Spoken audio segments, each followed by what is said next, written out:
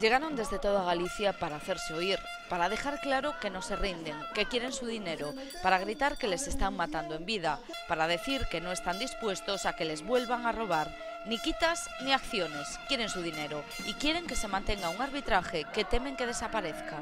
Non hai dereito, que nos meteron o noso diñeiro ali e nos din que se nos van quedar ca mitade polo menos.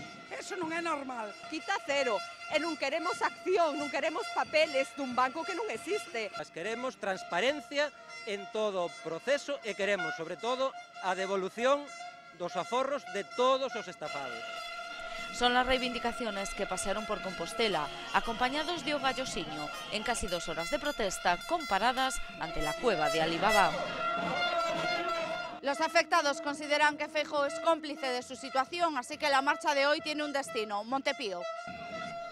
Y llegaron a una residencia oficial del presidente gallego blindada por la policía, con Feijóo ausente, enfrascado hoy en tratar de calmar la crisis del partido en Madrid, pero le dejaron algún recado. Uno, el de Pilar, una afectada de más de 80 años. Contemple a cantidad de xente que nos encontramos aquí, e mulleres da miña idade, que habrá máis que unha, nos vemos obligadas a vir a reclamar o que é noso, diante de todo un público que non necesitaba estar aquí. Y ya avisan, volverán. ¡Hasta que cobremos! ¡No pararemos! ¡Hasta que cobremos! ¡No pararemos! Paralizaremos a actividade política en toda Galiza se fai falta. Nos poden dicir que nos van a botar do Parlamento de onde queiran, pero a nós non nos van a roubar os aforros.